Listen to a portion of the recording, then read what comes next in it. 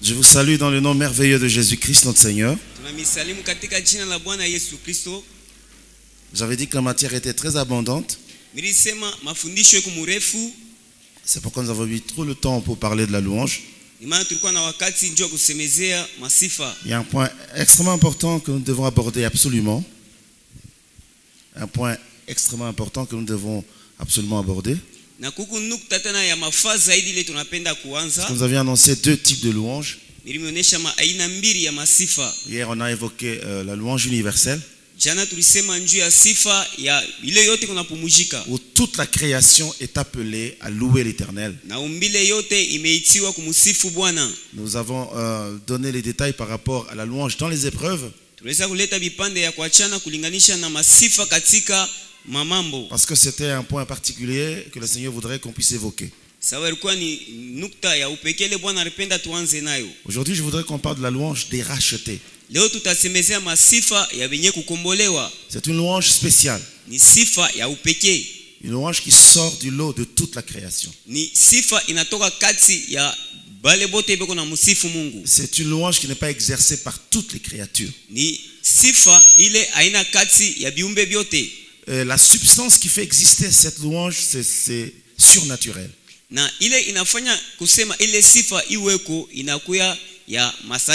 J'avais dit que la fois passée, de la même façon, nous avons une vie naturelle. En tant que rachetés, nous avons aussi une vie spirituelle. De la même façon, nous avons besoin de manger pour entretenir notre corps physique. Nous avons également besoin de consommer la parole de Dieu pour entretenir notre vie spirituelle. Tant que nous vivons, comme David a dit, je vis dans la présence de Dieu au milieu du peuple.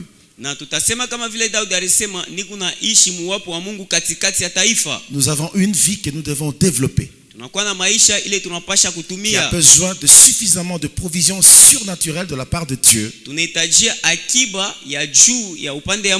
que nous puissions être des hommes et des femmes accomplis jusqu'à atteindre la stature parfaite de Christ.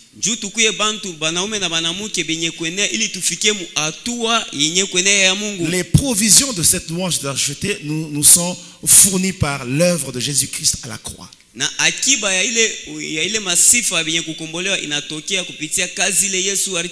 C'est pourquoi nous devons nous attacher aux acquis de la croix, aux merveilles du royaume dont Dieu dispose en notre faveur.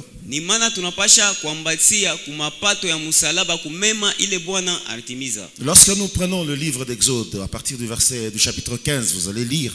Vous allez rencontrer le cantique des rachetés chanté par le peuple d'Israël. Lorsque Dieu les a délivrés de l'esclavage d'Égypte. C'est quand ils ont traversé la mer Rouge en tant que rachetés, sauvés de l'esclavage. Ils ont commencé à louer l'Éternel. Et les éléments de cette louange étaient tirés des merveilles qu'ils ont vu Dieu accomplir lorsqu'il les sauvait.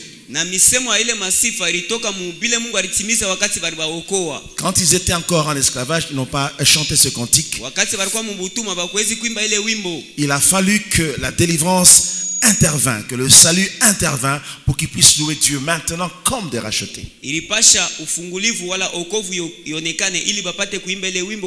Nous avons une louange spécifique à nous en tant que rachetés qui nous permet de faire la différence au milieu de toutes les créatures qui louent l'Éternel. Je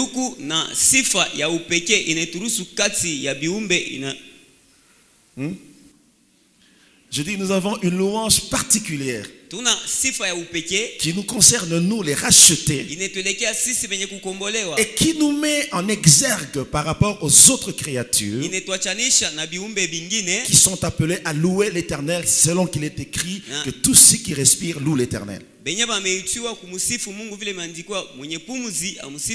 Un païen ne peut pas louer comme un racheté. Il va remercier le Seigneur pour le souffle de vie, pour la vie sur la terre. Mais il n'a pas accès aux merveilles de la croix du Seigneur. De la même façon que l'Égypte qui était tiré de l'esclavage, nous aussi Dieu nous a tirés du monde et nous a établis dans son royaume.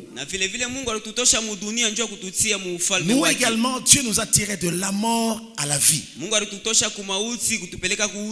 Il nous a fait passer des ténèbres à son admirable lumière. Nous sommes passés du péché à la sanctification. Nous devons être conscients de ces merveilles que Dieu nous a données. Ce qui fait que nous avons une autre louange après avoir loué Dieu pour le bitoyo, loué Dieu pour le voyage, loué Dieu pour tout ce que le monde nous donne. Nous devons changer de vitesse. Et louer Dieu dans la dimension sublime. C'est à ce moment que la louange devient très efficace. J'aimerais dire que l'église a une origine céleste.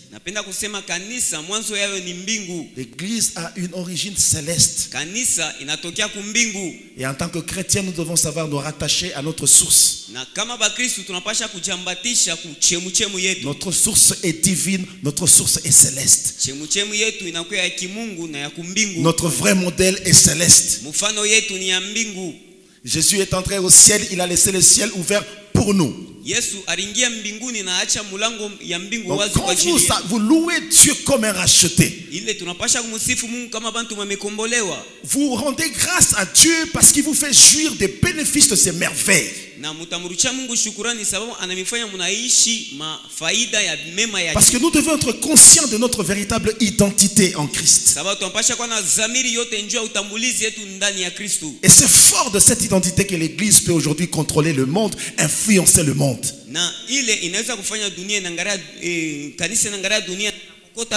Mais la grande difficulté, c'est que ces réalités sont spirituelles. Les hommes sont limités par le monde. Le manger, le boire, le voyage, le mariage, les affaires, le boulot, les enfants et toutes les bénédictions de la terre. Les gens sont limités à ça. Beaucoup traînent encore sur la terre. Ils ne font pas le saut des vainqueurs pour accéder aux choses élevées, aux choses d'en haut, aux choses célestes. Il n'y a pas que les bénédictions matérielles ou financières. Lisez Éphésiens, il y a aussi les bénédictions spirituelles où Christ est assis dans la gloire. Toutes les choses que la terre nous propose, que le monde nous propose, c'est bien. Mais on n'a pas le droit de s'attacher à ces choses. Il y a plus glorieux que ça. Il y a plus sublime que ça. Nous devons savoir nous attacher au sacré. Aux choses qui dépassent l'entendement de ce monde. Lorsque vous lisez dans le livre de 1 Samuel au chapitre 4, la Bible révèle l'histoire d'Israël qui est allé en guerre contre les Philistins. En ce moment-là, c'était Élie qui était sacrificateur à Israël. Il s'est fait que Israël avait perdu la guerre. Et quand ils sont rentrés faire le rapport de combat, ils ont trouvé ce vieillard qui avait 90 ans, mais qui tenait encore, qui exerçait encore le sacerdoce. Il leur a posé la question de savoir qu'est-ce qui s'est passé. On a commencé à lui dire comment les choses étaient difficiles. Comment la main d'Israël avait perdu la guerre. Ce n'était pas encore un problème pour lui. On lui annonce, parce qu'il avait 2 fils, on lui annonce la mort de ses 2 fils. Ce n'était pas encore un problème pour lui. Mais lorsqu'on a commencé à parler de l'arche de l'Éternel, la Bible dit à peine on avait cité l'arche, on n'avait même pas encore terminé de l'Éternel. Le vieillard est tombé, il s'est cogné la nuque et il est mort sur place. Parce que son cœur était attaché au sacré. Parce que sa vie était en fonction de sa communion avec Dieu. Il y a des choses qui doivent devenir précieuses pour nous à cause de l'excellence de la grâce. La louange de racheter, c'est un véritable sacrifice. C'est un véritable sacrifice qui va toujours lever Dieu de son trône. Parce que l'objet de cette louange, c'est la grandeur de la personne de Jésus-Christ et de son œuvre à la croix. J'aimerais vous convier à lire dans le livre de Hébreux au chapitre 13. Je vais lire le verset 15. Par lui, offrons sans cesse à Dieu un sacrifice de louange. La Bible ne s'arrête pas là. La Bible explique, c'est-à-dire les fruits des lèvres qui confessent son nom. Les fruits des lèvres qui confessent le nom de Jésus-Christ. C'est-à-dire les fruits des lèvres, c'est proclamer les mérites qu'il y a dans le nom de Jésus. C'est proclamer la profondeur des richesses qu'il y a dans le nom de Jésus, qui symbolise toute la richesse de perfection invisible de Dieu.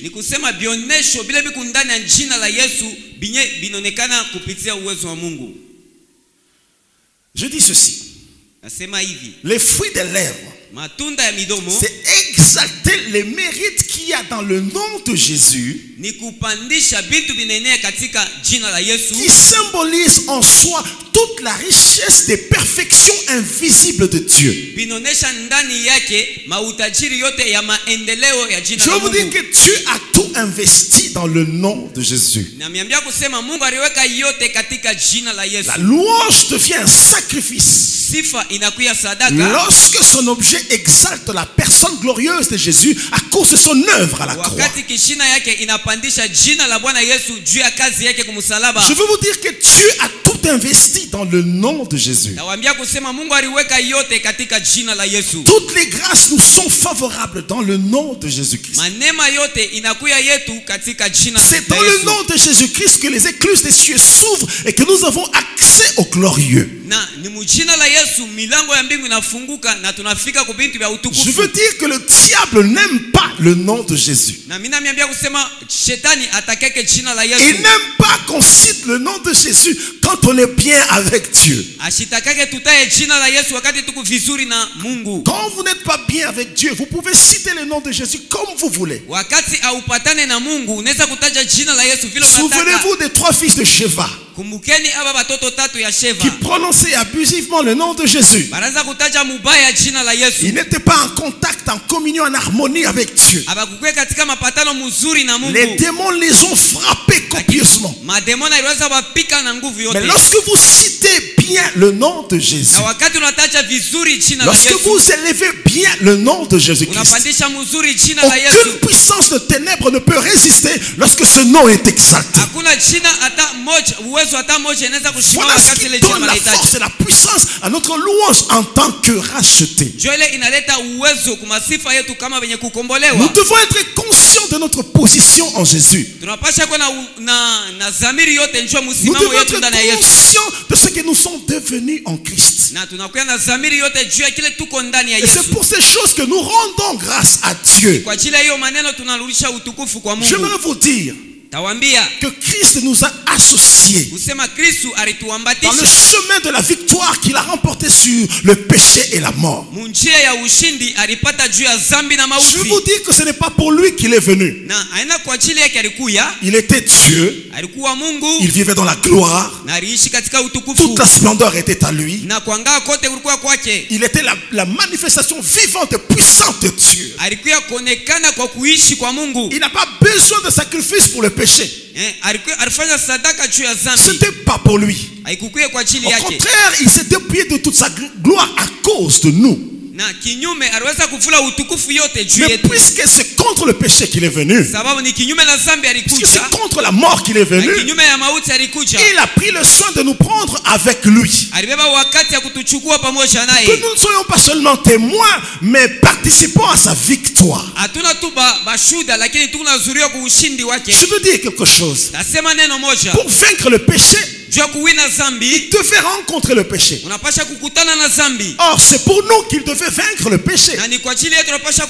Parce qu'il était pur, il était saint, il était glorieux. C'est pour nous qu'il devait vaincre le péché. Or, pour vaincre le péché, il devait rencontrer le péché. C'est pourquoi il devait aller à la croix. Mais la Bible nous révèle qu'il n'est pas allé seul à la croix. Il nous a pris avec lui à la croix.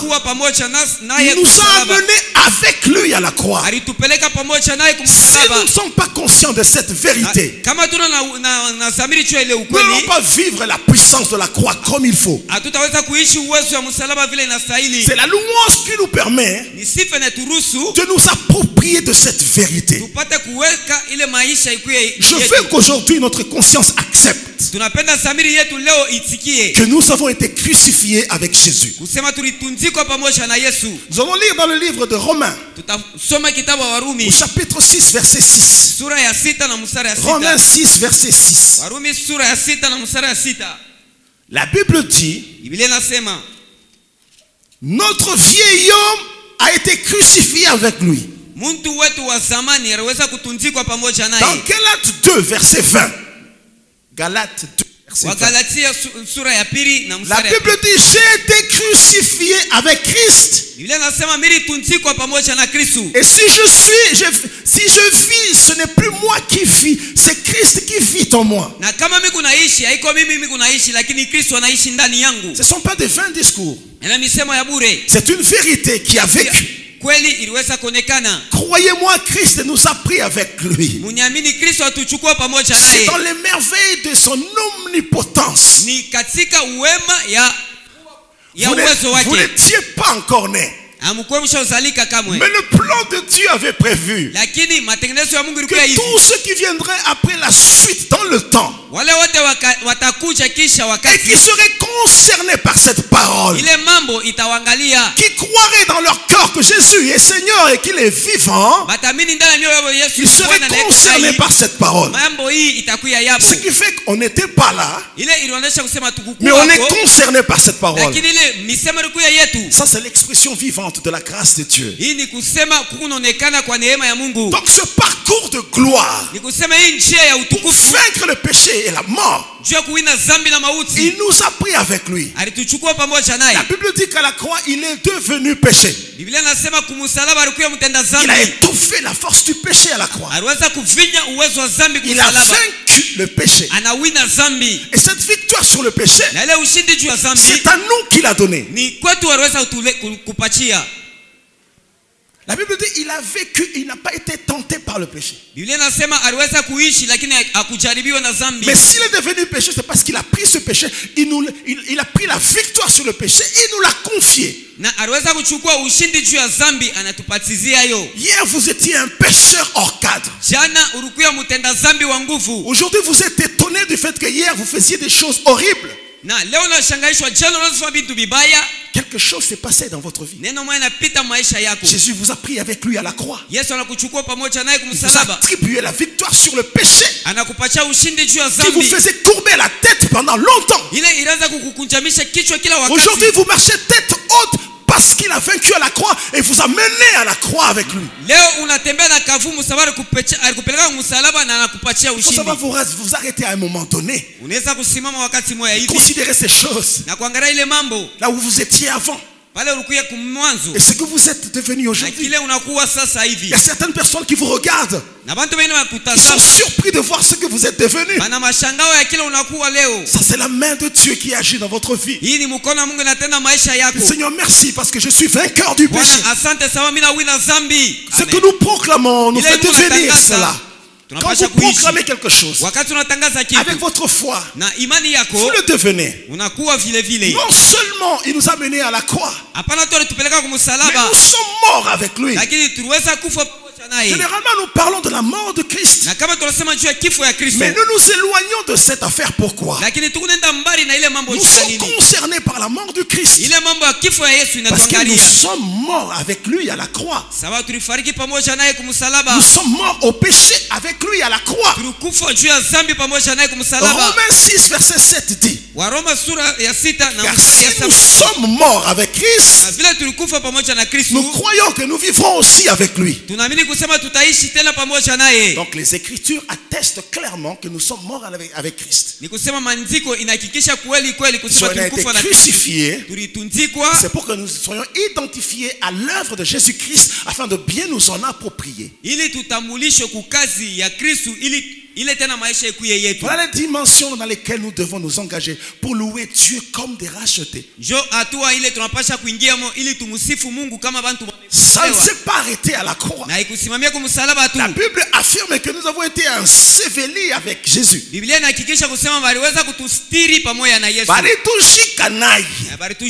devons croire à ça. Et pour qu'on croie à ça, on doit lire les Écritures dans Romains 6, verset 4.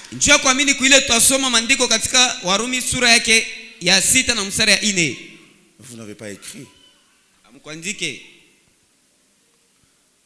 Donc vous n'écrivez pas.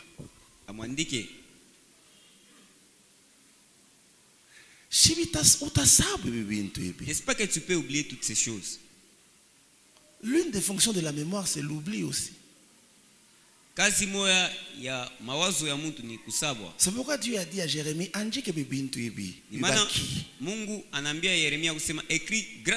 sinon les Écritures n'auraient pas existé. Note quand même à côté, ça va t'aider.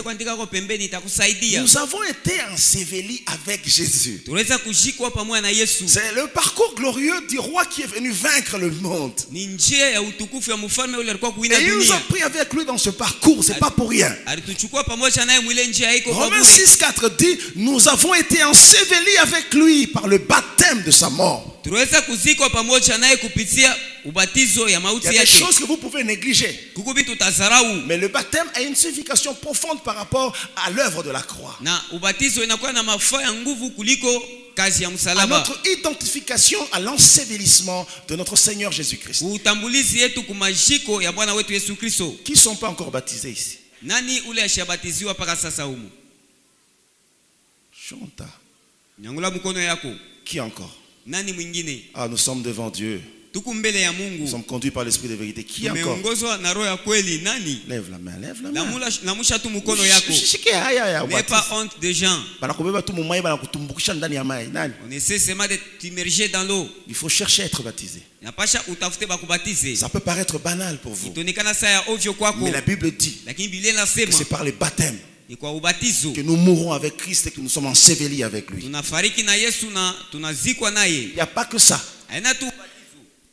Nous sommes aussi ressuscités avec lui. Mais quant à la résurrection, la Bible dit que nous avons été crucifiés avec lui. Nous sommes morts avec lui. Nous avons été ensevelis avec lui. Mais quant à la résurrection, la Bible dit nous sommes ressuscités en lui et avec lui. C'est-à-dire, la résurrection nous a donné d'être en unité parfaite avec Jésus. Ça c'est dans le Colossiens 2 verset 12. Et ont été ensevelis avec lui par le baptême. Vous êtes aussi ressuscités avec lui et en lui. Si nous savons ces choses, même la mort, parce que c'est quand il est descendu qu'il est allé vaincre la mort. La mort avait l'habitude de prendre qui elle voulait. C'était la force la plus souveraine sur la terre. Les hommes étaient appelés à mourir. Mais un jour la vie a visité la mort. Un jour, la vie a visité la mort. La Bible dit qu'il est descendu dans les régions inférieures. Il est allé dans le séjour de mort. Il a trouvé la mort en train de régner. C'était le règne de la mort. La mort avait un instrument qu'elle utilise toujours pour ôter la vie aux hommes. On appelle ça les guillons de la mort. Quand il amène les guillons de la mort, personne ne résistait. Et quand Jésus-Christ est entré dans le séjour de mort, la première fois depuis qu'elle a été instituée, la mort se retrouvait devant plus fort que elle. Le Seigneur lui a dit, donne-moi les clés de la mort. Parce qu'il avait les clés de la mort, il enchaînait tous ceux qui mouraient. Le Seigneur lui a ravi les clés de la mort. Et avec ça, il a délié tous ceux qui étaient retenus captifs de la mort. Ça s'est passé dans les régions inférieures de la terre, dans les lieux spirituels, mais avec des effets physiques. Parce que la Bible révèle que quand Jésus-Christ était enseveli, les gens qui étaient morts sont ressuscités. Ils sont revenus à la vie. Ils ont commencé à marcher dans les rues de Jérusalem. La mort n'a plus de pouvoir sur vous. Croyez-moi, et pour bien l'exprimer, vous devez le louer Dieu parce que vous êtes vainqueur de la mort. Et la parole qu'il a prononcée venait de s'accomplir. Celui qui croit en moi vivra quand même il mourrait. Alléluia. Amen. Je connais l'histoire d'un pasteur qui a été frappé par la maladie. Il était au bord de la mort. Et le diable commençait à se moquer de lui. Tu vois, maintenant tu vas mourir. Cet homme a prononcé une phrase dans son lit de malade. Il dit, même si je meurs aujourd'hui, je suis heureux parce que je verrai la gloire de Jésus-Christ. Immédiatement la maladie l'a quitté. Amen.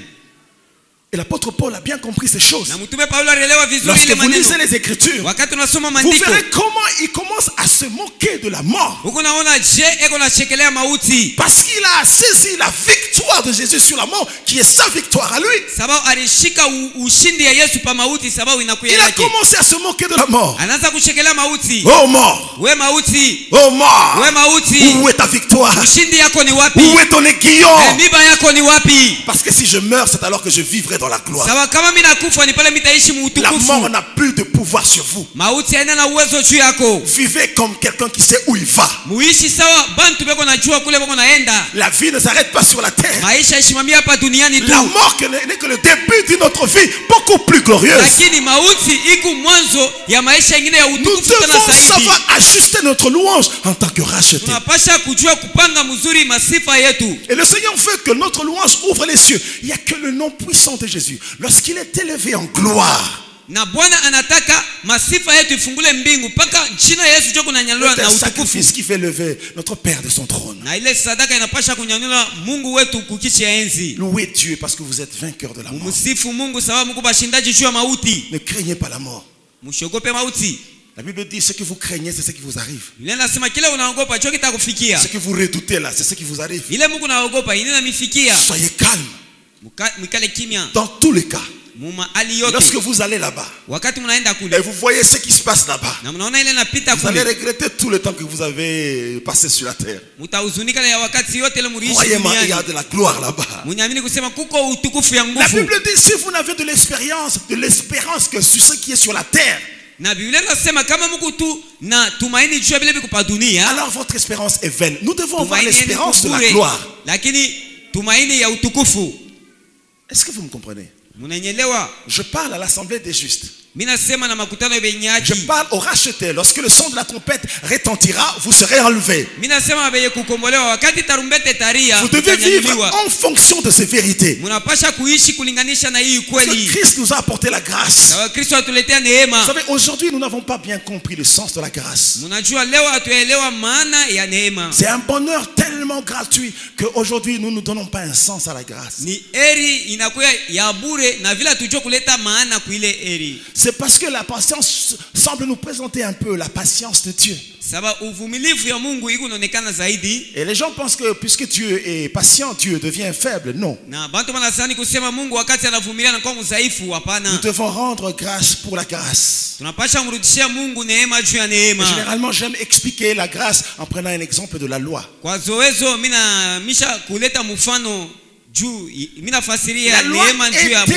La loi était dure. La loi ne connaissait pas des avocats. Aujourd'hui, dans la grâce, nous avons un avocat auprès du Père. Jésus-Christ, il est notre avocat auprès du Père. Même si vous deviez mourir, il se présente à la barre et dit non, laisse-le encore vivre. Non, c'est pour lui que je suis venu. La grâce de Dieu se répand sur nous aujourd'hui. La loi ne connaissait pas ça. La loi frappait sérieusement. Vous allez à l'encontre de la loi, vous tombez immédiatement. Il n'y avait pas de voie de sortie. Il n'y avait pas d'autre palliatif. Vous êtes fautif devant la loi, immédiatement la loi s'applique. Et des gens tombaient tous les jours, des gens mouraient. Le corps n'avait pas suffisamment de force pour vaincre le péché. Le péché régnait. Est-ce que vous savez qu'il est écrit dans le livre de Deutéronome, je suis au chapitre 21. Vous aurez le temps d'aller dans les détails. Écrivez Deutéronome 21. Pour que vous alliez vérifier les choses qu'on vous annonce. C'est comme les disciples de Béret. On leur dit des choses, ils vérifient dans la parole. Est-ce que vous savez qu'il est écrit que si les parents dans une maison constatent qu'ils ont un enfant indocile, un enfant indocile, on lui dit ne fais pas ça, il fait. Ne va pas là-bas, il va. Ne monte pas sur la chaise, il monte même sur la table. La Bible dit, lorsque les parents constatent qu'il y a un enfant indocile, on l'amène devant les anciens de la vie. Vous croyez peut-être qu'on l'amène pour qu'on lui donne des conseils. Non. Lorsqu'on constate que l'enfant est indocile, il marche contre la loi, on prend cet enfant, on l'amène en dehors de la ville, on le lapide et il meurt. La sanction de la loi était catégorique. Combien d'enfants aujourd'hui ne mourraient-ils pas chaque jour? La loi ne savait même pas distinguer que c'était un enfant. La loi avait dit un enfant indocile frappé. Parce que la loi a dit ôtez le mal du milieu de vous. C'était dur la loi. Oh, j'aimerais que nous puissions donner un sens à la grâce. Et que nous puissions rendre grâce pour la grâce. Parce que si la grâce n'était pas venue, si la grâce ne nous a pas visité d'en haut, personne ne resterait vivant aujourd'hui. Alléluia. Est-ce que vous savez que dans la loi, c'était écrit que si on surprend un homme avec une femme mariée, et l'homme et la femme sont lapidés immédiatement. Combien de morts? Les Juifs se promenaient toujours. Vous savez, quelqu'un qui marche lourdement, vous ne savez pas ce qui le rend lourd. Les pierres. Alléluia. lufu lwa mawe. Il marchait tout en observant pour voir s'il y a quelque chose qui ne va pas. C'est lui qui pourrait amener quelqu'un qui l'a attrapé en flagrance. Il va appeler les autres qui venaient. Il y a du travail. C'est-à-dire, vous ne savez pas d'où viennent les pierres. Mais ils ne se sont pas déplacés pour aller chercher les pierres. Mais quelqu'un est lapidé. Les gens marchaient avec les pierres. Donc chacun surveillait l'autre. Non, c'était dur, la loi. Lorsqu'on t'attrape seulement, on te tue. Est-ce que vous savez que même pour le mariage, on ne fêtait pas encore le mariage? On ne fêtait pas encore le mariage. Les jeunes époux vont contracter le mariage devant le peuple, devant le sacrificateur. Mais la fête n'a pas encore commencé. Parce qu'on doit vérifier certaines choses. Je parle comme un adulte. Je parle comme un adulte. On devait vérifier d'abord. Pendant qu'ils sont là dans la nuit des noces, les gens qui sont appelés à fêter ne sont pas encore allés dans le lieu de la fête. Ils sont là devant la maison des époux. Ils faisaient le sang pas lourdement. Lourdement. Ils attendaient le verdict. Et le verdict venait le matin. Et c'est le jeune époux qui rendait le verdict. Il s'amenait avec un drap, généralement blanc. Si le drap est tout blanc, c'est eux-mêmes qui rentrent dans la maison, qui prennent la jeune fille, ils l'amènent jusque devant la maison de son père. On appelle ceux qui n'étaient pas encore venus. On lapide la fille devant la maison de son père pour avoir déshonoré le nom de son père pendant qu'il était sous le toit paternel. Combien de morts chaque dimanche matin?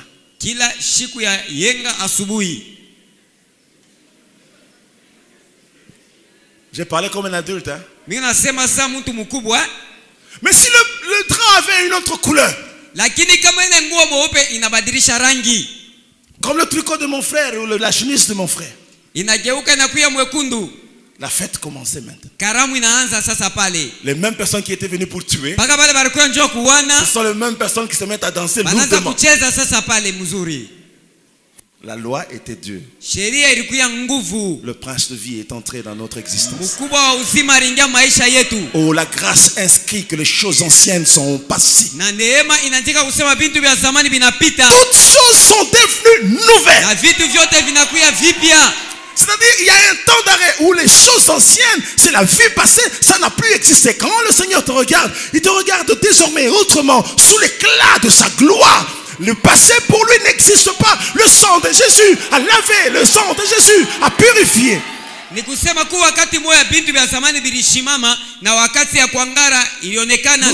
savoir, en tant que racheté, comptabiliser les acquis de la croix. Et louer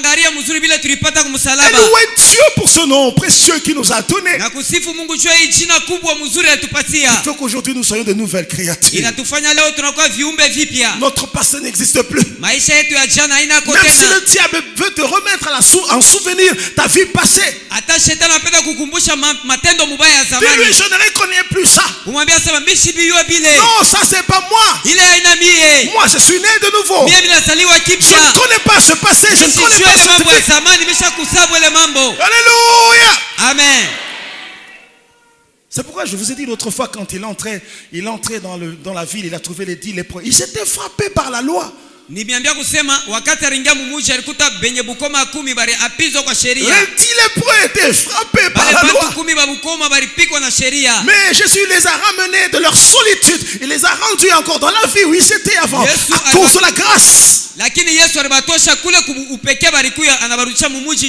pourquoi il leur disait, vous avez entendu qu'il vous a été dit, mais moi je vous dis.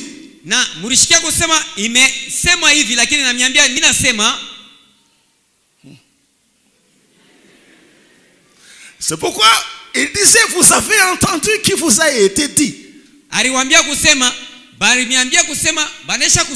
C'est-à-dire la loi disait ceci, mais moi je vous dis. Il a apporté la grâce, un autre langage, un langage de grandeur, qui nous a pris de la poussière, qui nous a levé dans la gloire. Oh, nous devons savoir en tant que rachetés, nous arrêter à ce moment-là, exalter le Seigneur notre roi. Un jour, pendant qu'il était encore à Jérusalem, la Bible dit les Juifs circulaient comme ils circulaient toujours, lourdement. Ils sont allés surprendre une jeune femme en flagrant délit d'adultère. En ce moment-là, c'était l'instant où la grâce avait déjà visité le monde. Eux ne savaient pas que celui qui devait venir était déjà venu. Il était encore attaché à la loi. Ils amenaient cette femme en la poussant comme ça, avec les mains armées de pierres mortelles. Une seule pierre d'un juif suffit pour amener la mort. Mais il laissait le cadavre sous un entassement de pierres pour dire qu'il n'y avait pas de chance de survie. Cette femme était tombée dans le piège. Et toutes les preuves étaient là. Ils amènent, ils trouvent le roi en train d'écrire sur la terre. Oh, j'aimerais bien savoir ce qu'il écrivait. Maître, nous avons surpris cette femme en flagrant délit d'adultère. La Bible dit que nous devons lapider d'une telle femme. J'ai aimé la réponse de notre Seigneur. Et celui qui n'a jamais commis le péché lui jette la première pierre. Je vous assure, ils n'ont pas jeté la pierre. Ils ont déposé la pierre. Ils ont simplement déposé les pierres. Ils n'ont plus ramené leurs pierres. Il dit que c'était la fin d'une dispensation. C'était la fin d'une très longue série. Parce que s'ils avaient ramené leurs pierres, ils auraient commencé à chercher encore d'autres histoires. Mais tout le monde était conscient. Comment une fois dans sa vie il avait fléchi les genoux devant le péché. Alors personne n'a pu condamner cette femme. Et Jésus lui pose la question. Personne n'est à condamner. Elle dit non. Le Seigneur dit va, moi non plus je ne te condamne. Que personne ne vous condamne. Pour votre vie passée, je dis. Pour votre vie passée. Ne le faites pas là aujourd'hui et puis vous dites donc que personne ne me condamne. Je dis non, non. Vous le faites maintenant, on est dans le droit de vous condamner parce que nous sommes votre frère. Mais pour ce que vous étiez avant que la grâce ne vous visite, vous n'êtes pas obligé de vous laisser courber la tête. Je veux lire un passage important qui montre le transfert glorieux qui s'est passé. Peu de temps avant que le Seigneur Jésus-Christ ne monte à la croix, la Bible révèle que le Seigneur a toujours été exaucé. La plupart des cas, il n'avait même pas besoin de prier. Il rendait grâce. Pourquoi? Parce qu'il était l'accomplissement de toutes les promesses. C'était lui la réponse aux prières des hommes. Le jour où 5000 personnes, sans compter les femmes et les enfants, ont mangé 2 poissons et 3 pains,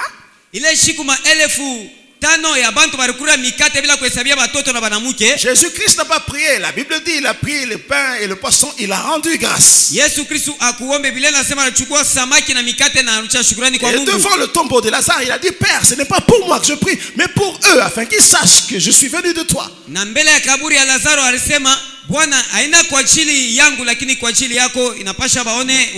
Mais dans ce passage, le Seigneur est en train de prier. Donc c'est sérieux. Tout ce qu'il a demandé, il a reçu. Sauf lorsqu'il a dit éloigne de moi cette coupe. Donc cette prière que Christ a fait pour nous, nous devons croire que tout le bonheur qu'il a prononcé de sa bouche en notre faveur est d'office devenu notre réalité de chaque jour. Quitte à ce que nous sachions comment nous prendre ça pour nous en approprier. Je suis dans le livre de Jean au chapitre 17. Le Seigneur est en train de recommander son petit troupeau à son père. Parce qu'il savait qu'il était en train de rentrer. Il ne pouvait pas partir sans se rassurer qu'il les a bien laissés. J'aime cette prière parce que quelque part il dit à son père, ce n'est pas pour ceux qui sont ici seulement que je prie, mais pour tous ceux qui viendraient après et qui croiront au message qu'ils leur donneront. C'est-à-dire la génération future dont David parlait, c'est-à-dire nous.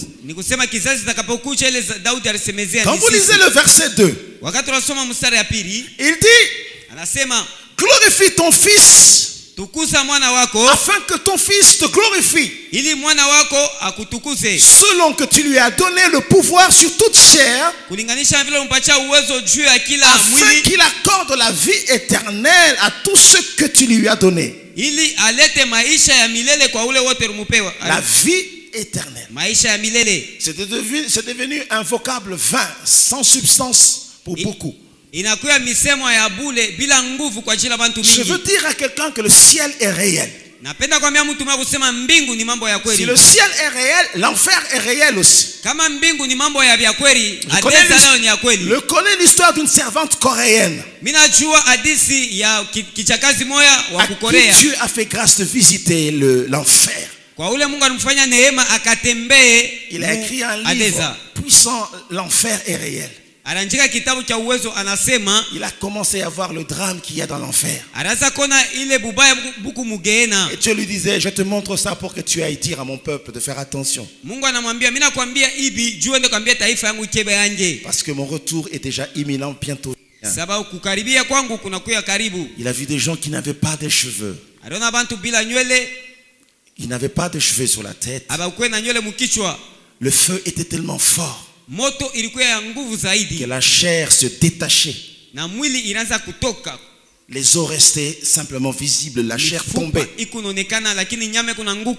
Faites l'expérience avec un sachet, mettez sur le feu, vous verrez comment il est en train de tomber. C'est de la même façon que la chair tombait, les gens criaient sans fin. Et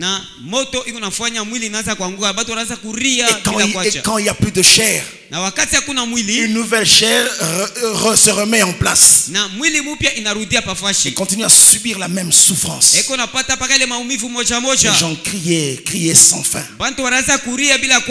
Et pendant qu'il regardait, elle a vu quelqu'un. C'était sa mère. Elle a crié, Seigneur, c'est ma mère. C'était une bonne femme. Elle faisait du mal à personne. Elle avait un bon cœur. Le Seigneur a dit, ce n'est pas question d'avoir un bon cœur ou de ne pas faire du mal. Elle ne m'a pas reçu dans sa vie. Donc on ne peut pas sauver sa vie à cause de sa justice. C'est par la grâce que nous sommes sauvés. Elle a commencé à pleurer parce qu'elle a vu sa mère. Et sa mère qui l'a vu tendait la main. Elle ne pouvait pas s'approcher. Pendant qu'elle parcourait encore, quelque part elle a vu son père. Un homme d'après elle qui aurait bien mérité l'enfer. Parce qu'elle trompait sa mère. Partait avec des enfants, des petites filles. Un homme qui n'était pas un modèle. Il a vu là-bas. Et puis il a vu son jeune cousin qui ne s'occupe même pas de l'évangile. Vous voyez le genre de jeune, quand il marche, vous avez l'impression que le pantalon va tomber. J'ai un neveu qui est venu de Suisse nous rendre visite à Kinshasa. Il était dans sa chambre, moi j'étais au salon. Et quand il est sorti de la chambre, il passait. Là où j'étais assis, je me suis levé. J'ai couru pour l'aider. Il saute, il dit quoi, tonton? Le pantalon va tomber. Il dit, oh tonton. Il commençait à partir. Et le pantalon était presque là. Oh, c'est terrible. Jeunes gens, vous qui êtes là, méfiez-vous de la jeunesse. Méfiez-vous du vent de la jeunesse. L'enfer est réel. Le paradis est réel pour vous aussi. Il a vu son cousin en train de crier. Je vous dis une chose, mes frères. Nous qui avons trouvé la vie éternelle, nous vont être les hommes les plus heureux de la terre. Il y a parmi vous ici des gens qui allaient en enfer en courant. Bousculer même tout le monde. Tu vas où? Il va en enfer.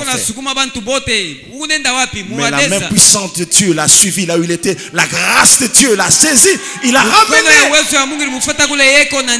Vous ne devez pas rester indifférent devant ces choses. Vous devez savoir vous lever et dire Seigneur merci. Parce que j'irai au paradis. Remplissez votre cœur du bonheur d'aller un jour au paradis. Fêtez ça sur la terre. Les gens fêtent leurs anniversaires. Le jour où il est né dans un hôpital. Beaucoup ignorent même le jour où ils ont été gagnés au Seigneur. Beaucoup ignorent même le jour où ils ont reçu la vie qui demeure. C'est une omission grave dans votre vie de chrétien. Vous devez changer des habitudes. Oh, j'aimerais que quelqu'un aujourd'hui fasse une fête. Il invite tout le monde, tous ses amis. Venez, il y a fête chez moi. Ils viennent, ils ne savent pas pourquoi ils viennent manger le poulet. Pourquoi ils viennent boire du jus. Vous mettez des cantiques de louange à la gloire de Dieu. Et à un moment donné, vous prenez le micro, vous leur dites ne soyez pas étonnés que je vous ai appelé aujourd'hui. Aujourd'hui, je suis en train de fêter mes 5 ans dans le Seigneur. Changez des habitudes. Nous allons fêter l'éternité tous les jours de notre vie. Il n'y a qu'un racheté qui peut porter en lui la conscience de l'éternité. Mes frères, le ciel est réel. Je vous dis, quand Jésus est venu, quand il a quitté le ciel, personne ne l'a vu. C'était un enfant qui était né dans une crèche. Et puis après sa mort, il est ressuscité avec un corps glorieux. Quand il était encore parmi eux, on pouvait le toucher, on pouvait le bousculer. Souvenez-vous même de la femme qui saignait pendant 38 ans. Il est venu le toucher. C'était normal. Mais quand il est sorti vivant du tombeau, et que Marie est venue, elle a voulu le toucher. Ne touche pas. Ne touche pas. Le corps était devenu glorieux. Le corps glorieux là, il a préparé ça aussi pour vous au jour de la gloire. Mais ce qui est important ici, c'est que le jour où il était en train de prier pour eux, de leur donner les dernières instructions par rapport à ce qu'ils devaient faire, la Bible dit pendant qu'il parlait, Il a commencé à être enlevé avec son corps. Il ne s'était pas transformé en un esprit comme une fumée. Avec son corps. Il a commencé à monter. Moi je pose une question, il allait où? Il allait au ciel. Il a dit, il y a plusieurs demeures dans la maison de mon père.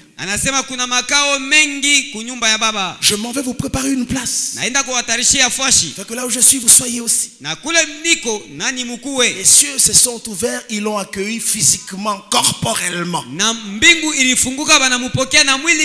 entré au ciel physiquement. Il y a la vie au ciel. Nous avons des demeures au ciel. Et c'est sur la terre que nous préparons nos demeures au ciel. Pendant que j'étudiais ces choses, il m'a dit un jour, je veux te montrer le ciel. C'est un bonheur, c'est pourquoi je dis, ceux qui sont partis, ils regrettent tout le temps qu'ils ont gaspillé sur la terre. Il y a une autre merveille. Tous ceux qui ont vu cette gloire n'arrivent pas à dire exactement ce qu'ils ont vu. Ils disent toujours, c'était comme mer de verre semblable à du cristal. Ils n'ont pas de mots qu'il faut pour décrire exactement la gloire qu'ils ont vue au ciel. Ce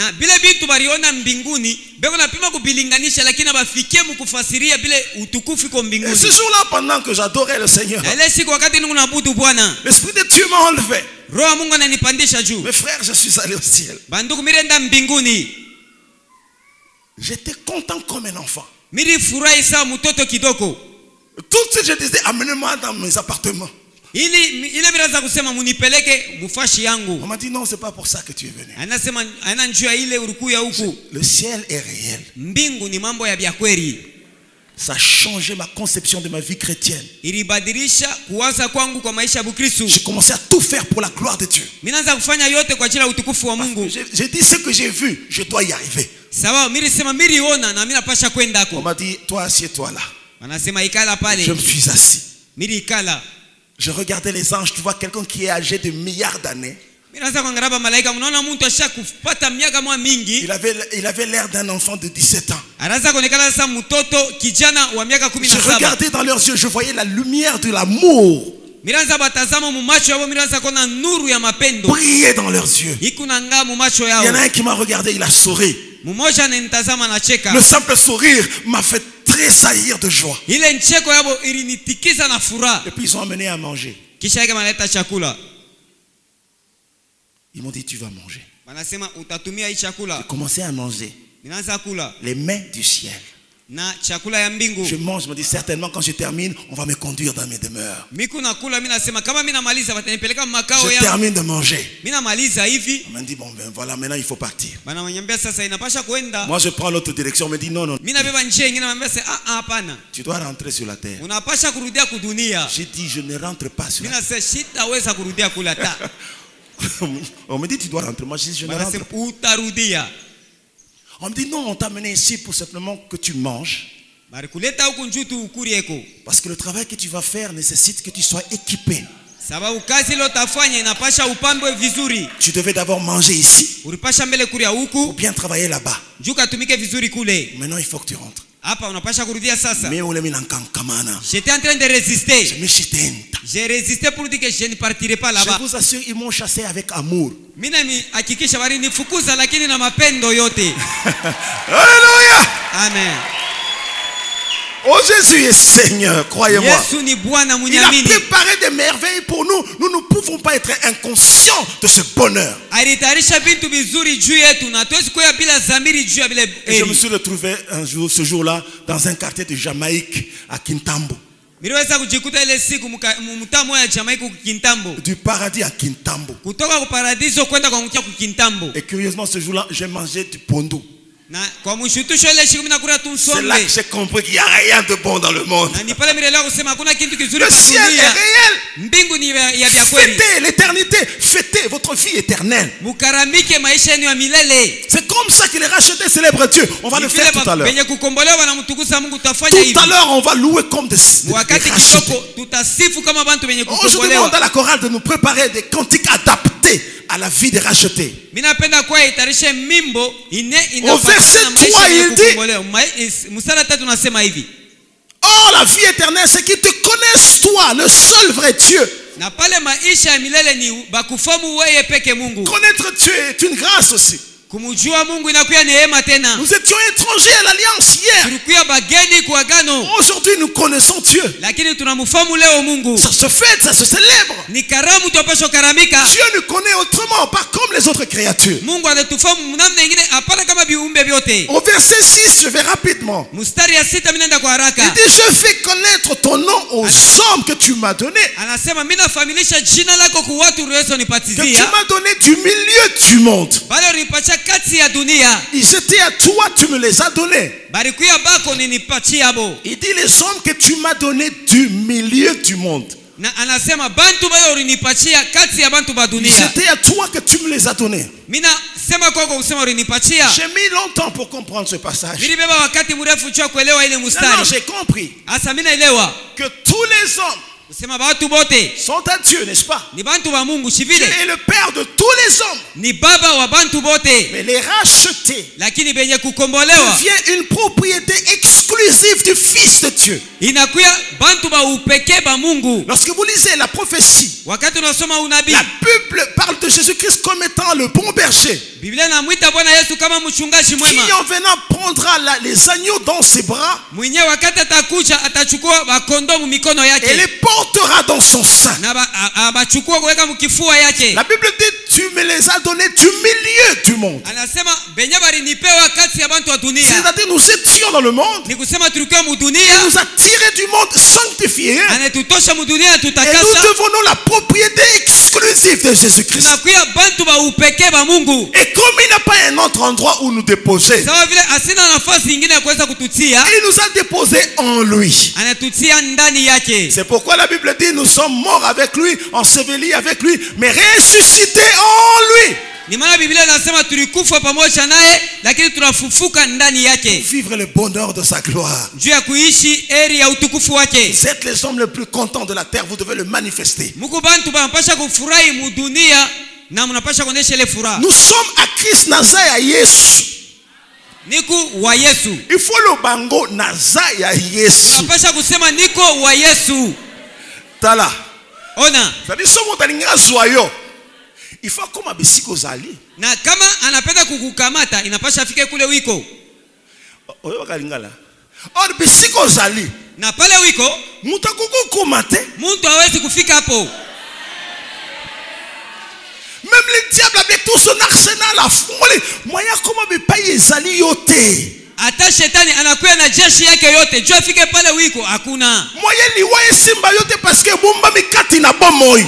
Na mauti haiwezi kukukamata sababu ushafichama ndani ya uzima. Ah non, ça se fête, ça se célèbre. Ni mambo ya kukaramika ile. Pense à ce que tu étais. Hapana juu zania kuvile uko. Et regarde ce que tu es maintenant. Zania vile ulikuwa na vile unakuwa sasa. Il y a un éclat qui fait illuminer ton visage, c'est parce que tu le vois pas. Kuangala kumwako unaonekana kuuso yako ni sababu hauone. Baloshi ndio biko naona. C'est ce que les sorciers qui voient cela. Ça on a pita biko naona la gloire de Dieu sur toi. Ils voient la gloire de Dieu.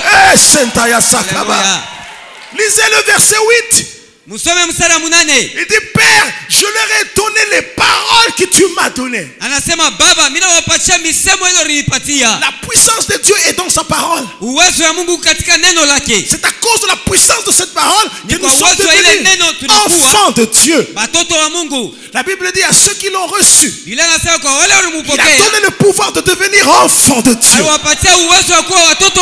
C'est par la puissance de cette parole que nous sommes nés de nouveau. Croyez-le.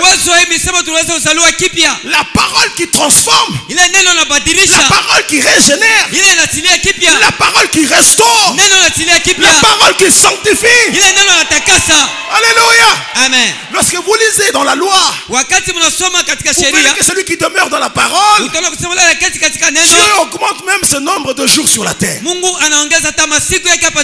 parole donne même la longévité. La longévité, ce n'est pas un souhait à la fin de l'année.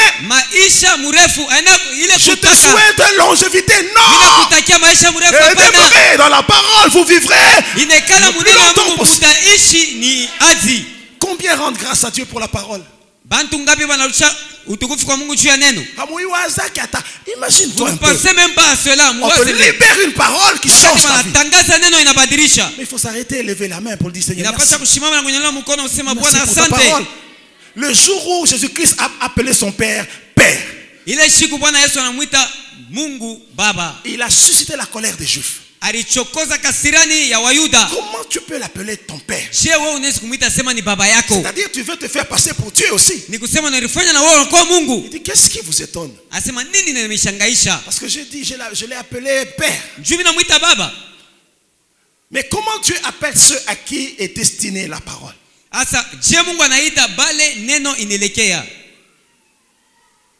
Prenez le livre de Psaume au chapitre 82 verset 6.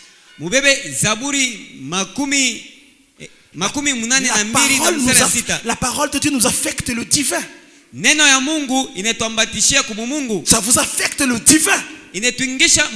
Désormais vous êtes humain, vous vivez avec le divin. Cette parole dit, j'avais dit, vous êtes des dieux avec petit d. J'avais dit, vous êtes des dieux avec petit d. Cependant, vous mourrez comme des princes quelconques. Non, si vous êtes conscient que vous êtes le dépôt de la parole de Dieu, vous ne mourrez pas comme un prince quelconque. Parce que la parole de Dieu en vous permet d'agir comme votre maître a agi. Vous pouvez faire des déclarations et voir les choses s'accomplir. Vous pouvez appeler les choses qui n'existent pas à l'existence. Vous pouvez apporter la vie, il y avait la mort. Vous pouvez relever ce qui était complètement fléchi. Parce qu'en vous donnant la parole, il vous donne son identité. Parce qu'il est la parole de Dieu.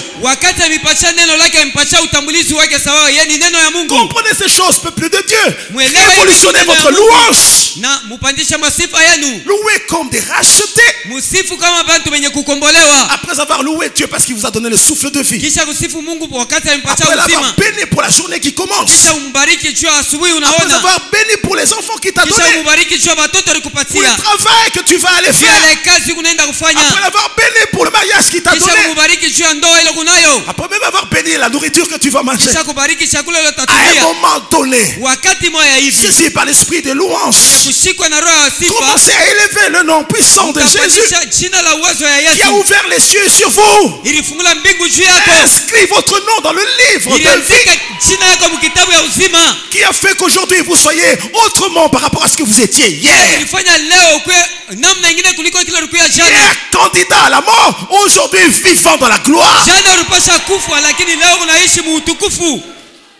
Oh, c'est une merveille, mes frères. Je vais terminer rapidement en vous lisant quelques passages. Verset 11 et 12, il dit: je ne suis plus dans ce monde, et ils sont dans le monde. Et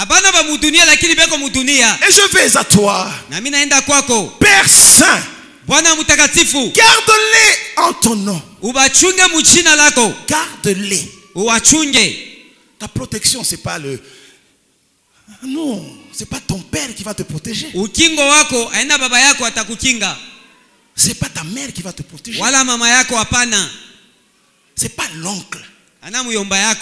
Si tu es racheté de l'Éternel, c'est Dieu le Père de l'univers visible et invisible qui te garde, qui te protège. Parce que Jésus a dit: Père, garde-les.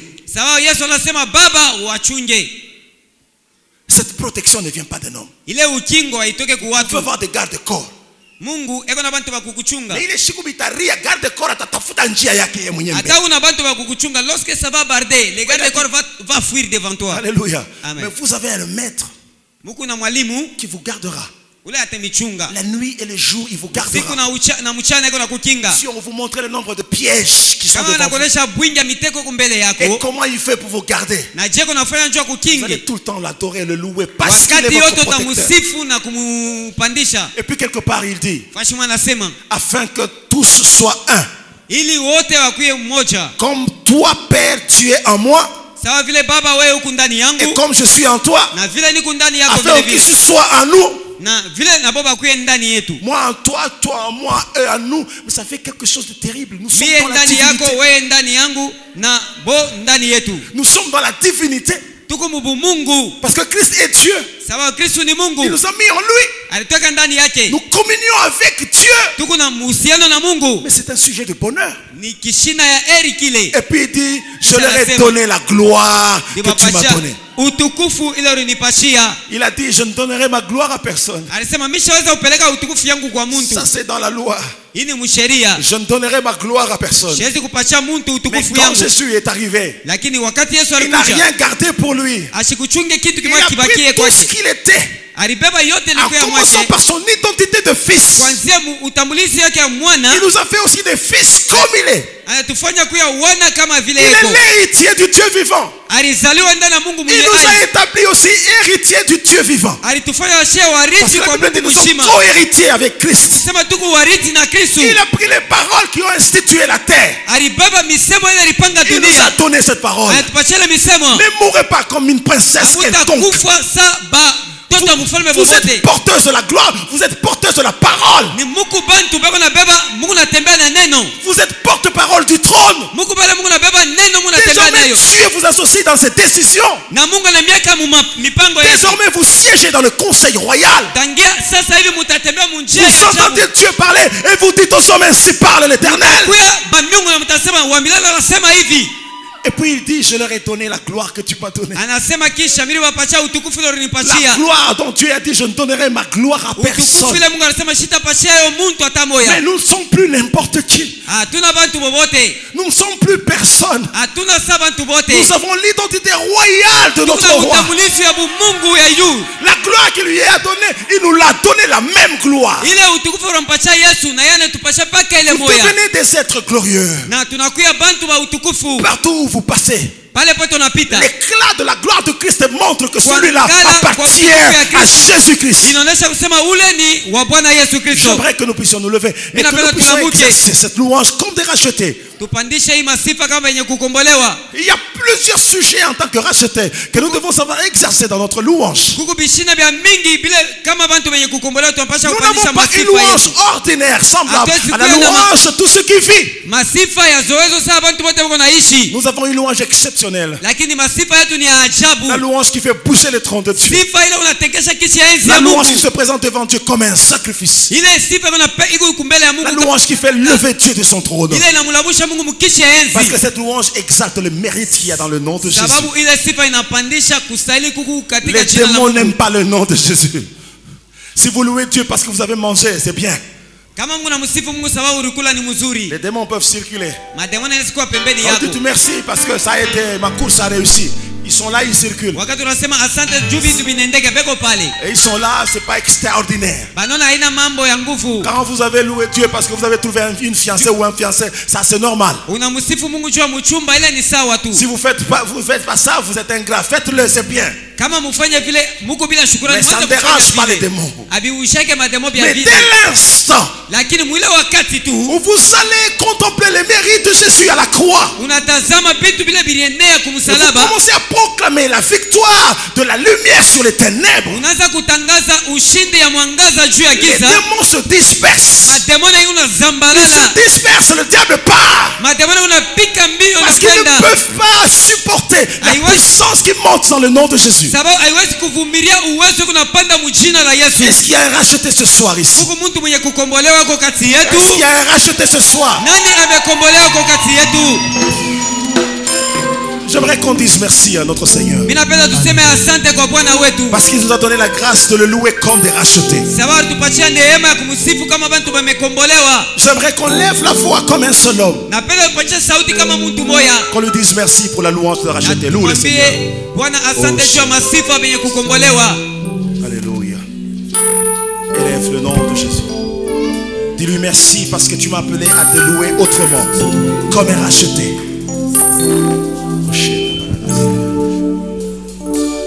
Élève le nom de ton roi. Présente au Père ce sacrifice. Élève le nom puissant de Jésus. Proclame les merveilles dont tu es bénéficiaire à la croix du Seigneur.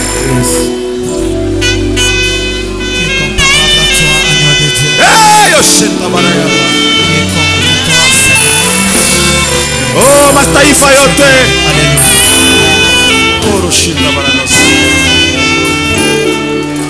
Élève le nom de Jésus.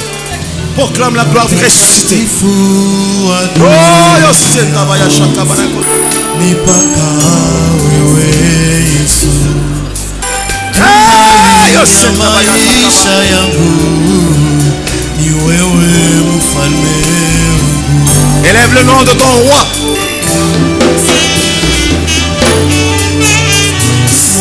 Élève le nom de ton roi. Mtakatifu wa dunia,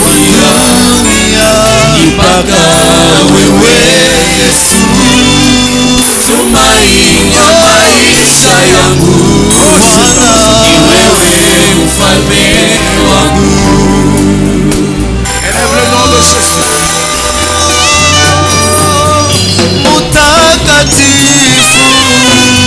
Mtakatifu wa dunia, Bwana mpaka wewe Yesu, tumaini ya maisha yangu, ni wewe mfalme wangu.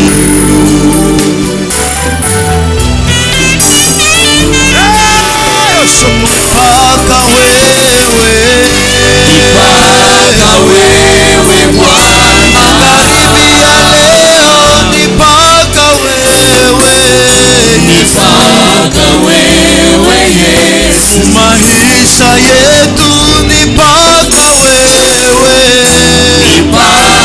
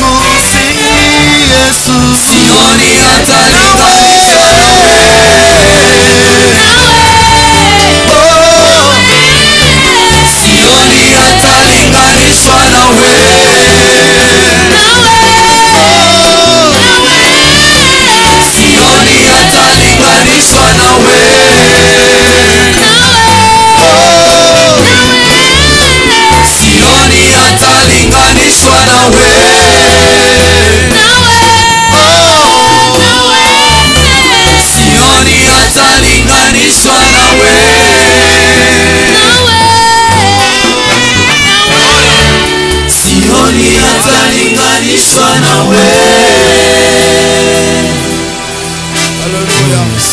Nous gardons silence devant le Seigneur. Alléluia. L'Esprit de l'Éternel est à l'œuvre au milieu de nous. Lakini roho ya Mungu kunaendelea na kutia mkazo. Je sens Dieu en train d'appeler des gens à lui ce soir. Kama yuko katikati yetu, maisha yako ni ya ovyo. Maisha yako ni ya désordre. Ukuna passé temps mingi mu mabaa. Ukuna passé temps mingi mu bintu bile Mungu apende. Mungu anakuita magharibi ya leo. Hii kazi yana tu séminaire, lakini ni campagne d'évangélisation aussi juu ya maisha yako. Sauti ya Mungu inaanguka kwako magharibi ya leo. Kama yuko katikati yetu, utanyosha mkono wako juu kupokea Yesu kama mfalme na mwokozi juu ya maisha yako. Kama yuko katikati yetu, aksanti ndugu kule nyuma. Est-ce qu'il y a encore quelqu'un qui peut s'ajouter? Tu peux faire partie du camp des rachetés ce soir. Merci mon frère, merci mon frère. Unaweza kupokea Yesu magharibi ya leo kupitia message ambayo tunapokea. Uko mama, uko papa, uko jeune fille, uko jeune garçon, reçois Christ ce soir pour faire partie, pour que tu sois aligné dans les rangs des vainqueurs, dans les rangs des rachetés. Avant que papa Alain ne passe ici devant pour prier pour tous ceux-là qui vont donner leur vie au Seigneur. Si tu es là, lève ta main et tu peux passer devant, parce que nous voulons prier pour toi. Il y a une grande joie au ciel aujourd'hui, parce qu'il y a des gens qui sont venus pour la repentance. Kama yuko katikati yetu, utapita kumbele, tunapenda kukuombea Mungu. Merci beaucoup mon frère. N'aie pas honte, passe devant. Alléluia. Si vous êtes là et vous avez été saisi par la parole de Dieu, c'est l'occasion maintenant de passer du monde à la gloire. N'écoutez pas votre cœur qui peut vous tromper. Écoutez la voix de Dieu qui t'a parlé ce soir. Je n'attends que toi, parce qu'aujourd'hui, ce soir, ton nom sera inscrit dans le livre de vie. Aujourd'hui, ce soir, tu vas quitter le rang de l'ennemi. Tu appartiendras particulièrement à Christ. Aujourd'hui, ce soir, tu deviendras l'ami personnel de Jésus-Christ, le racheté du roi. Tu feras partie de cette grande armée du Seigneur. Ce que tu as tiré du monde, il l'a mis à part. Il les a sanctifiés. Venez, je n'attends que vous. Il a dit, celui qui aura honte de moi devant les hommes, j'aurai honte de lui devant mon Père et devant les anges. Il y a une musique de fond qui monte. Venez mes frères, venez ma soeur. Venez, on n'attend que vous. Oh,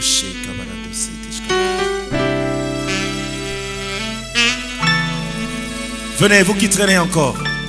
N'écoutez pas votre cœur.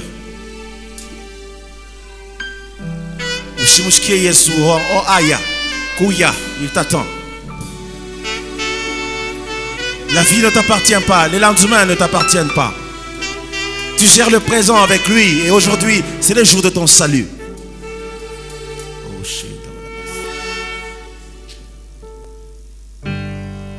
Je n'attends que vous. Vous êtes précieux aux yeux du Seigneur. N'écoutez pas le diable qui veut vous retenir. Il a déjà fait un programme pour vous abattre. Il a fait un programme avec vous. N'acceptez pas ce programme. Ça va vous amener très loin. Ça peut vous apporter malheur. La main de Dieu est tendue aujourd'hui. Merci Seigneur pour ton peuple qui vient vers toi. Pas auprès d'un homme, mais auprès de toi, le véritable roi.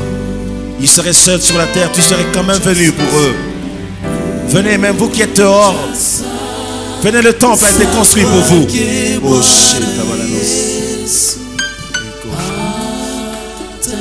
Venez, vous qui êtes dans la rue. Vous ne faisiez que passer, mais cet appel vous surprend. Alléluia, votre Père est là pour vous.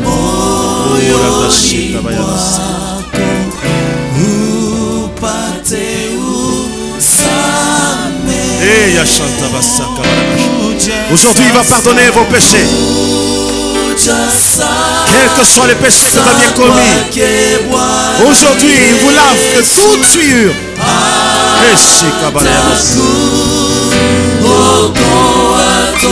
C'est un nouveau départ aujourd'hui avec le roi de gloire. Je n'attends que vous. L'enfer est réel. Il faut fuir l'enfer pendant que vous êtes sur la terre. Alléluia. Les merveilles du paradis, c'est pour vous.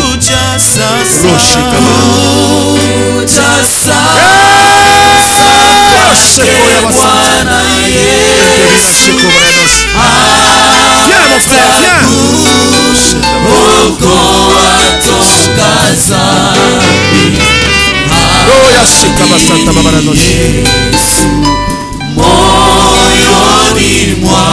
Je n'attends que vous. Merci de nous rejoindre. Merci de rejoindre l'armée du ciel.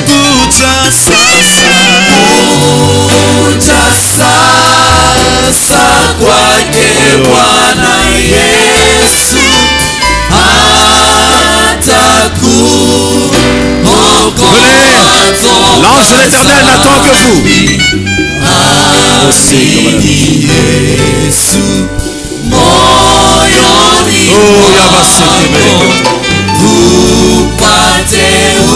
Alléluia. Merci de venir. Merci de nous rejoindre.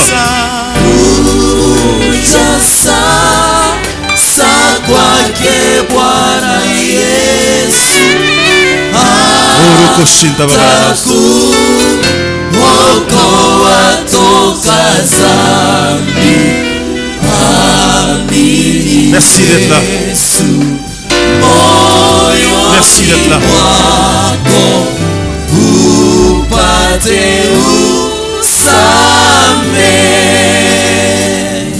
Vous allez lever vos voix pour demander à Dieu pardon pour tout ce temps que vous avez passé loin de lui. Vous allez lui dire pardon pour tous les péchés que vous avez commis. Dis-lui, Seigneur, pardonne toutes mes fautes et sanctifie-moi par ton sang. Levez la voix. Utanyanyua sauti yako, utaomba Mungu akusamehe juu ya makosa yote uliweza kufanya ndani ya maisha yako. Nyanyua sauti yako na uombe Mungu. Nous allons tous lever la voix avec eux, les accompagner. Tutanyanyua masauti yetu pamoja nao na kuwasindikiza. Haleluya.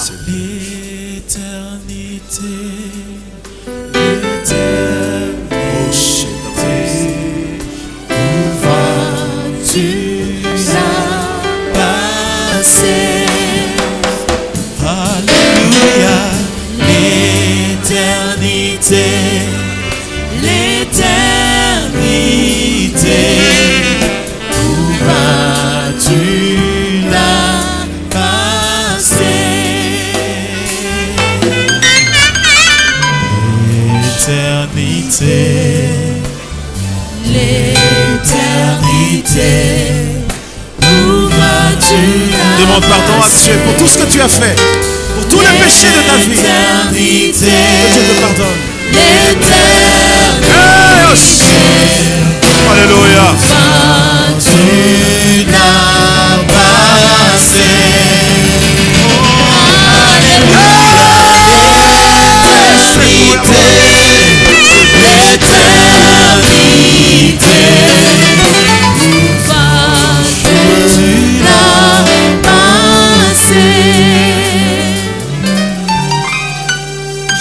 Père, je te rends grâce parce que la parole d'aujourd'hui tu as destinée à ton peuple qui a reconnu la voix du berger. Tu as dit, tu as encore beaucoup de brebis qui sont en dehors de la bergerie. Aujourd'hui, la porte de la bergerie que tu es s'est ouverte pour recevoir en ton sein ton peuple qui a reconnu sa faute. Ils étaient loin de toi, étrangers à l'alliance, mais aujourd'hui ils ont entendu ta voix, ils ont reconnu que tu es le maître de leur vie. Aujourd'hui, j'établis une véritable alliance entre eux et toi, Seigneur. Tu as dit, Père, ils étaient à toi, tu me les as donnés. Je te les confie, Seigneur, notre roi, car c'est toi, le véritable berger, le bon berger, qui a donné ta vie pour eux. Merci de leur pardonner leurs fautes. Tu nous as dit, ceux à qui vous pardonnerez leurs fautes, il leur sera pardonné. Qu'il en soit ainsi pour eux, Seigneur, que tous leurs péchés soient pardonnés au nom de Jésus. Que toutes leurs iniquités leur soient enlevées aujourd'hui au nom de Jésus. Ainsi que les conséquences de ces péchés, je les enlève par le sang de l'agneau. Seigneur, que ton sang les lave, les purifie, les sanctifie. Merci aujourd'hui parce qu'ils viennent de naître de nouveau devant toi. Ce sont de nouvelles créatures. Maintenant, vous allez prononcer cette prière avec moi. Seigneur Jésus, j'ai entendu ta voix. J'ai reconnu la voix de mon berger. J'étais perdu loin de toi. Ta parole m'a ramené à toi. Merci de me pardonner toutes mes fautes. J'étais dans l'ignorance. Aujourd'hui, j'ai reçu la connaissance de ton nom. Je reconnais que tu es mon sauveur. Je reconnais que tu es mon Dieu. Je t'accepte dans ma vie comme Seigneur et comme Sauveur. De la même façon que tu m'as sauvé aujourd'hui. Viens me conduire. Viens conduire ma vie, Seigneur. Remplis-moi du Saint-Esprit, de ton esprit de sagesse, pour que je sache comment me conduire sur la terre. Sois mon roi. Je suis à toi, Seigneur. Maintenant, nous allons lever la voix pour dire merci au Seigneur. Élève la voix pour lui dire merci pour le salut qu'il t'a accordé. Maintenant, tu vas louer comme un racheté. Maintenant, tu vas louer comme un racheté. Alléluia. Loue-le parce qu'aujourd'hui, merci Jésus. Tu es devenu un enfant de Dieu. Pour le salut. Merci parce que je suis devenu. Garde-les à toi, Seigneur. Un co-héritier avec Christ. Garde-les à toi, Jésus. Alléluia. Protège la vie de chaque jour, au roi. Jésus, merci pour tout ce que tu as fait dans ma vie. Merci pour la délivrance. Merci pour le pardon de mes péchés. Merci pour le sang qui purifie mon cœur. Alléluia. Glory. Alléluia. Sois béni, Seigneur. Amen. Amen. Beaucoup viennent comme ça et puis après ils disparaissent. N'écoutez pas la voix du diable. Demain je serai ici avec les chantres.